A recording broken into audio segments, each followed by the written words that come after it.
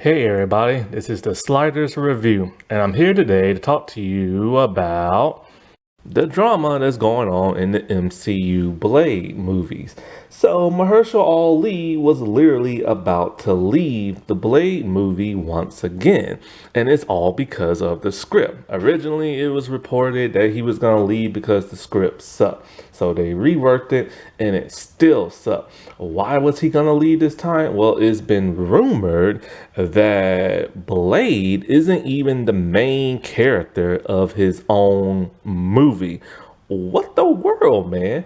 Like, how do you not make the main protagonist that the movie is named after the main character? This reminds me of DC Universe's Swamp Thing, where Swamp Thing wasn't even the main character of like the show, his like girlfriend was.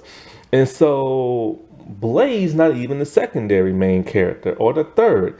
He's the fourth, it's been rumored and stuff. If these rumors are true, that is messed up. Like, why would anybody want to watch a movie called Blade if Blade's not the main character? And so, question is, who would have been the main character?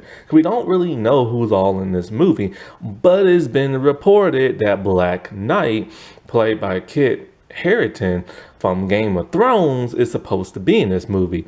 Gee, I wonder if he was supposed to be the main character with him in the ebony stone, sword and everything. I wonder, and this is a piss in the face of not only Blade, but Mahershala Ali. I mean, supposedly Kevin Feige heard this and rectified this by bringing in the writers of Logan. I'll get into Kevin Feige later because he's starting to get a little suspicious. But anyways, this is really messed up of how they're doing the Blade character. Now, Blade is a huge character in Marvel Comics. But he's even bigger when it comes to movies. Why? Because the Blade movie that came out in like the 90s, the late 90s, it saved Marvel. Because Marvel was bankrupt at that time. And all the other live action Marvel movies that would go to like TV and everything were terrible. Ever since the 70s, the 80s, the 90s, they've all been terrible. Captain America, The Punisher, Fantastic Four, that X-Men Academy thing, they were all terrible. But then came Wesley Snipes and Blade, and it changed everything. And it was because of that movie, we later got Spider-Man and the X-Men in like the 2000s. So Blade saved every freaking thing. They took a gamble, they took their chance, and they made Blade. And what's crazy is that the Blade movie was going to be totally different than what it used to be. Originally, they was going to make Blade white because they was afraid that a white audience would not like a black man as the main movie character, even though he's black in the comics and been that way since like the 80s and 70s and stuff. I swear to God about Hollywood. I swear to God. And so thankfully they went with like a black actor, Wesley Snipes, because he's been trying to get Black Panther up and running for so many years, but it never happened back then. And Blade changed the world.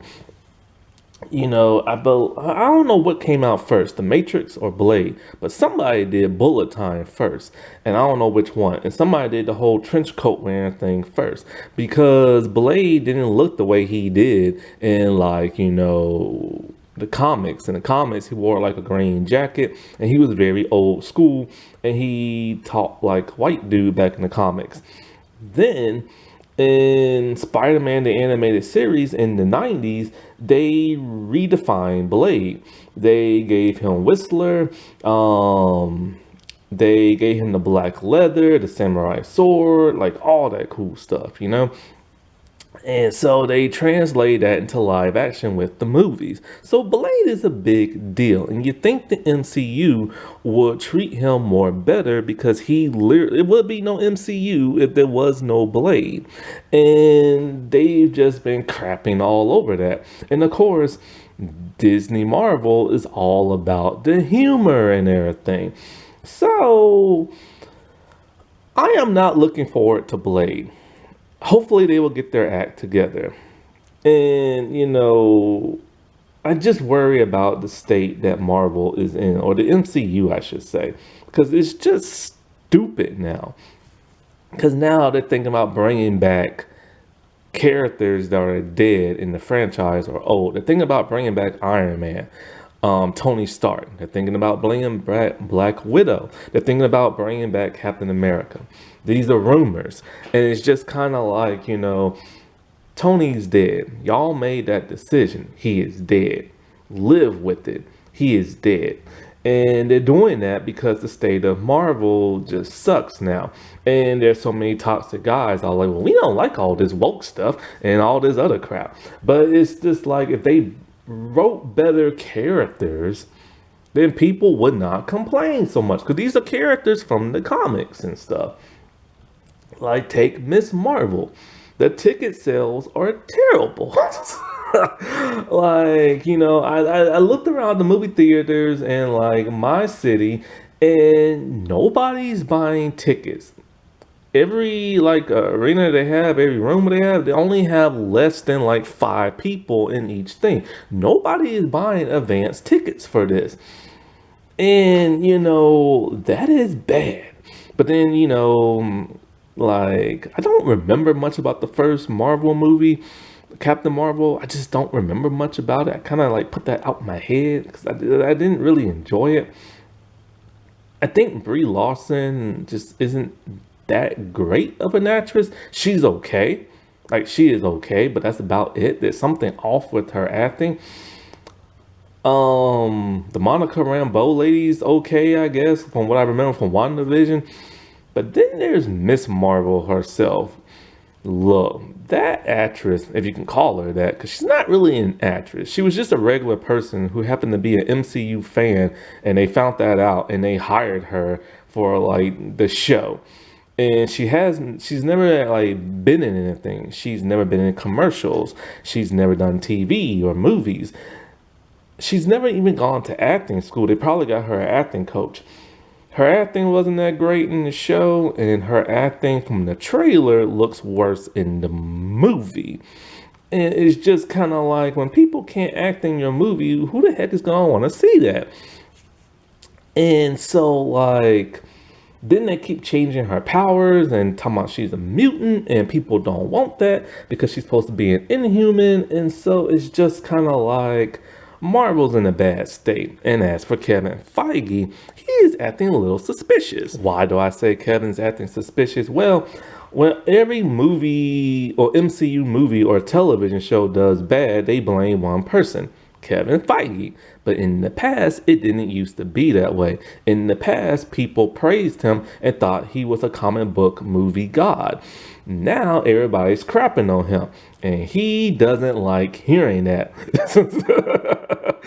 And so lately, he's been doing some dramatic stuff. In the Daredevil television show that's supposed to come out on Disney Plus, apparently stuff has been filmed already. Things have been written, things have been filmed. He saw it, thought it was crap. And he fired everybody. He fired the directors, he fired the writers, and now he added a showrunner. And that was a pretty dramatic thing for him to do. All he had to tell those directors and writers was, hey, rewrite this, rework this. But no, he fired them and hired new people. And I think it was a show of like authority, showing in a show of force, showing the fans that, look, stop crapping on me. I'm still the man, and I'm going to prove it by making this big public thing and like firing people and stuff. Because supposedly Daredevil's costume don't show up until the 4th episode. Don't nobody want that if those rumors are true. And what's up with this whole 4th thing? So now Blade is the 4th lead star in his own movie, and Kevin Feige has now fired those writers and brought in a new writer and stuff.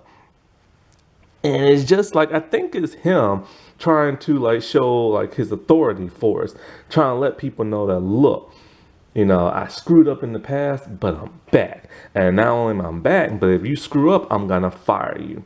And it's making him look like the man again, and people are praising him once again. So I think this is a PR stunt or something. He's going a little too dramatic with all this firing and rehiring and stuff, and it's kind of like, and it's because he ain't there to oversee nothing. He is spread too thin. Because how do you go 4 episodes in and Daredevil doesn't even show up?